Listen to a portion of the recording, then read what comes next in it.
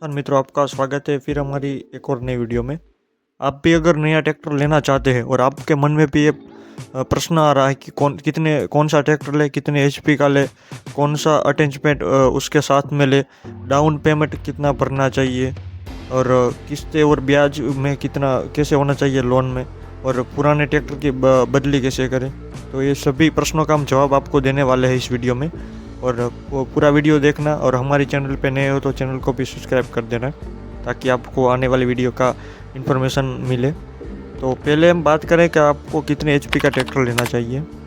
तो किसान भाइयों, आपको अगर आपके वहाँ पे ज़मीन कौन सी ज़मीन है, काली ज़मीन है, कौन सी है रेत वाली ज़मीन है, उस हिसाब से पहली बात तो आपको सोचना चाहिए कि कितने एचपी का ट्रैक्टर लेना चाहिए। अगर आपके पास 10 एकड़ से ज़्यादा ज़मीन है तो आपको ट्रैक्टर लेना चाहिए 35 से 45 एचपी का ट्रैक्टर लेना चाहिए। अगर वहाँ पे आपको मतलब ज़्यादा नरम भी नहीं और ज़्यादा हार्ड भी नहीं, ऐसी ज़मीन है, तो आपको 40 एचपी का भी लेना चाहिए। आपके हिसाब से आपको वहाँ पे ज़मीन कौन सी है उस हिसाब से आपको ट्रैक्टर लेना चाहिए। और आपके वहाँ पे किन फसलों को लेते हैं, किस तरीके की फसल की बुआई करते हैं, उस हिसाब से आपको वो भी एक ध्यान में रख के आपको ट्रैक्टर लेना चाहिए। अगर बात करें दूसरी अटैचमेंट की, तो आपको डीलर के पास से कभी भी अटैचमेंट नहीं लेना चाहिए। अब मैं आपको क्यों ऐसा बोल रहा हूँ, उसका भी मैं आपको रीज़न बताता हूँ, कारण बताता हूँ। आप जब भी ट्रैक्टर नया लेते हैं तो उसके साथ में कभी मान लो आपने महिंद्रा का ट्रैक्टर लिया और आपने उसके साथ महिंद्रा का रोटावेटर लिया, लेकिन आप जिस टाइम ट्रैक्टर ले उस टाइम रोटावेटर ना खरीदे, कोई भी अटैचमेंट ना खरीदे। उसका रीज़न ये है कि आप जब उसको रोटावेटर को खरीदेंगे तो वो EMI होगा उसमें साथ में आ जाएगा रोटावेटर भी, और वो लोग उसमें उनका मार्जिन ज़्यादा रहता है रोटावेटर में, तो वो लोग आपको रोटावेटर और ट्रैक्टर दोनों आपको बेचेंगे और आपको महंगा पड़ेगा। आप ट्रैक्टर लेने के बाद आपको महिंद्रा का रोटावेटर लेना है तो आप ट्रैक्टर खरीदने के बाद भी महिंद्रा का रोटावेटर ले सकते हैं, लेकिन उस टाइम पे मत लीजिए, क्योंकि उस टाइम क्या होता है कि आप जैसे ही ट्रैक्टर लेंगे उसके साथ ही आपको रोटावेटर मिलेगा, तो सब कुछ मिला के उसकी जो प्राइस होगी उसमें सब कुछ आपको EMI वगैरह में प्रॉब्लम आएगी। तो उसके साथ कभी भी अटैचमेंट ना खरीदे। हो सकता है कि महिंद्रा से भी अच्छी कंपनी हो रोटावेटर की, मैं तो एग्जाम्पल के तौर पे कह रहा हूँ, लेकिन आप एग्जाम्पल पे लिए मैं रोटावेटर, बाकी और भी कल्टीवेटर हो गया और भी बहुत सारे इक्विपमेंट हो गए। अब तीसरे नंबर की बात करें डाउन पेमेंट की, तो किसान मित्रों, आपको डाउन पेमेंट कितना भरना चाहिए अगर आप नया ट्रैक्टर लेने का सोच रहे हो तो पहले बात तो आपको डाउन पेमेंट जो भरना चाहिए वो ब्याज के पैसे से डाउन पेमेंट कभी भी नहीं भरना चाहिए, क्योंकि ब्याज पे पैसे लेके कई किसान मित्रों डाउन पेमेंट भरते हैं, तो आपको डाउन पेमेंट ऐसे करके नहीं भरना चाहिए। अगर आपका ट्रैक्टर 6 लाख का है तो आपको उसमें 40% मतलब 2,40,000 जितना डाउन पेमेंट आपको भरना चाहिए, और वो पैसा आप कभी भी ब्याज से पैसे लेके आएंगे और उसको डाउन पेमेंट भरेंगे तो आप कर्जे में डूब जाएंगे। ऐसा कभी भी मत करना। अगर आपके पास कैश पड़े हैं 2,40,000 तभी आप ट्रैक्टर खरीदना। अब अगर आपका ट्रैक्टर 6 लाख का है तो आपको 40% डाउन पेमेंट भरना चाहिए। जितना प्राइस का आपका ट्रैक्टर है उसका डाउन पेमेंट 40% भरना चाहिए। अब चौथी बात करते हैं ब्याज और किस्तें। तो किसान मित्रों, जो ट्रैक्टर कंपनियां होती है उनके जो डीलर होते हैं वो आपको ट्रैक्टर बेचते हैं, तो वो दो तरीके से ट्रैक्टर का जो लोन करते हैं उसमें 2 तरीके से आपका पास ब्याज लेते हैं, एक घटते क्रम ब्याज और एक फ्लैट रेट ब्याज। घटते क्रम में क्या होता है कि मान लो आपने 6 लाख का ट्रैक्टर खरीदा, उसमें 2,40,000 आपने डाउन पेमेंट भर दिया।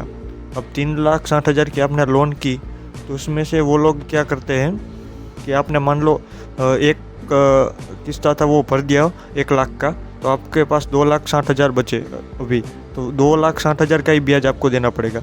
उसके बाद फिर आपने एक किस्ता भर दिया, तो जितने किस्तें आप भरेंगे उसके बाद जितना घटता जाएगा उसका ही उतना ही ब्याज लेगा। और जो फ्लैट रेट होता है उसमें क्या होता है कि 3,60,000 के लोन हुई तो उसी का ही पूरा का पूरा आपको जो ब्याज है वो ब्याज भरना पड़ता है। उसमें आप घटते क्रम में मतलब जितनी आप किस्तें भरते जाएंगे तो उतनी रकम बचेगी, तो उसका ब्याज अलग से नहीं भरना पड़ेगा। तो एक फ़ायदा होता है फ्लैट रेट में। बाकी आपके वहाँ पे किस तरीके का होता है वो आपको पूरी इन्फॉर्मेशन लेनी है पहले ही, कोई जल्दबाजी नहीं करनी है, और रेट भी आपको कम करवाना है उनसे ट्रैक्टर का भी। उसके बाद ट्रैक्टर खरीदे। सोच समझ के खरीदे, बहुत ध्यान से सब कुछ कैलकुलेटर करके आपका कितना ब्याज होता है, क्या सब कुछ होता है, कितने किस्तें आते हैं, वो सब कुछ सोच समझ कर आप ट्रैक्टर लेना। जल्दबाजी मत करना, क्योंकि डीलर वाले क्या करते हैं, आप जब भी जाएंगे तो आपको चाय पानी पिलाएंगे, नाश्ता का पूछेंगे, ये सब कुछ करके आपको कंफ्यूज कर देते हैं। आप ज़्यादा पूछ नहीं पाते, या तो शर्माते हैं कि क्या वो डीलर से पूछना चाहिए नहीं। तो बिना शर्माए आप जो भी डीलर से पूछ सकते हो सब कुछ पूछ लेना चाहिए, क्योंकि डीलर वाले आपको बहुत ज़्यादा लूटते हैं किसानों को। और किसान का पैसा जो होता है वो बहुत मतलब खून पसीने बहा के पैसे कमाते हैं किसान, जब जाके उनको वो ट्रैक्टर ले पाते हैं। अब पांचवी बात करते हैं पुराना ट्रैक्टर की बदली। तो किसान मित्रों, अगर आपके पास पुराना ट्रैक्टर है तो पहले तो आप जब भी ट्रैक्टर खरीदने जाए तो उनको बताना नहीं है कि हमारे पास पुराना ट्रैक्टर, वो हम आपके पास आपका जो बदली करना चाहते हैं, एक्सचेंज करना चाहते हैं, क्योंकि उसका रीज़न बताता हूँ। जब भी आप ऐसे बताएंगे कि हम पुराना ट्रैक्टर देना चाहते हैं, तो जो वो लोग 6 लाख में जो ट्रैक्टर आपको बेचना चाहते थे, उस ट्रैक्टर की कीमत वो 6,50,000 कर देंगे, और आपको बताएंगे कि 6,50,000 में हमको नया ट्रैक्टर आपको देंगे। तो वो क्या हो गया, आपका जो पुराना ट्रैक्टर उसकी आप कीमत निकलवाएंगे तो वो लोग क्या उसका भाव निकालेंगे 1,00,000 रुपये। आपको लगेगा कि मेरा ट्रैक्टर तो कबाड़ी में जाने लायक था, लेकिन उसका भी 1,00,000 रुपये दे दिया। लेकिन ऐसा नहीं है, आपके ट्रैक्टर की कीमत तो आपको 50,000 ही मिली, क्योंकि जो ट्रैक्टर वो आपको 6 लाख में देने वाला था उसका 6.5 लाख कर दिया, और आपका जो ट्रैक्टर है वो 50,000 में गया, और आपको लगेगा 1,00,000 हमारी ट्रैक्टर की कीमत कर दी। लेकिन ऐसा नहीं है। तो पहले तो आप उसको ये मत बोलो कि हमें पुराना ट्रैक्टर एक्सचेंज करवाना है, क्योंकि ऐसा ही बोलेंगे तो आपको वो लोग जो नया ट्रैक्टर है उसकी कीमत बढ़ा देंगे।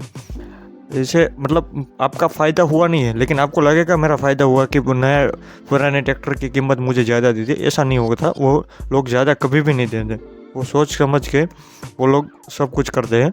तो उसको कभी भी मत बताना कि हम पुराना ट्रैक्टर देने वाले हैं जब नया खरीदने जाए। तो उसके बाद बता देना, जब वो आपको कीमत बता दे कि भाई हम 6 लाख में आपको नया ट्रैक्टर देने वाले, तो वो उसके बाद आप बता देना कि हमारा भाई पुराना ट्रैक्टर है। या तो हो सके तो आप है ना वो ट्रैक्टर एक्सचेंज मत करें, कोई किसान को बेच दे या कोई जिसको ज़रूरत है उसको बेच सकते हैं। जब अगर आप एक्सचेंज करना चाहते हैं कंपनी से, सॉरी डीलर से, तो आप उसको बोल सकते कि भाई पहले नए ट्रैक्टर की कीमत बता, बाद में हम आपको एक्सचेंज करेंगे। और पहले कभी मत बोलना कि हम ट्रैक्टर एक्सचेंज करना चाहते हैं, क्योंकि आप जब भी पहले बोलेंगे तो वो लोग कीमत बढ़ा देंगे नए ट्रैक्टर की, और आपको लगेगा मेरा फ़ायदा हो, लेकिन आपका घाटा हो जाएगा, क्योंकि वो लोग ज़्यादा प्राइस कर देते। और आप अगर आप उस बात के भी कंफ्यूज है कि 35 से 45 HP की कैटेगरी में कौन सा ट्रैक्टर अच्छी माइलेज देता है, कौन सी कंपनी का लेना चाहिए, तो हमें कमेंट करके ज़रूर बताना, तो हम उसका भी एक वीडियो लेके आएंगे जल्दी। और ये वीडियो आपको कैसा लगा, हमारी इन्फॉर्मेशन कैसी लगी, हमें कमेंट करके ज़रूर बताना। बाकी मिलते हैं इसकी नेक्स्ट वीडियो में, तब तक के लिए जय हिंद, जय भारत, जय जवान, जय किसान।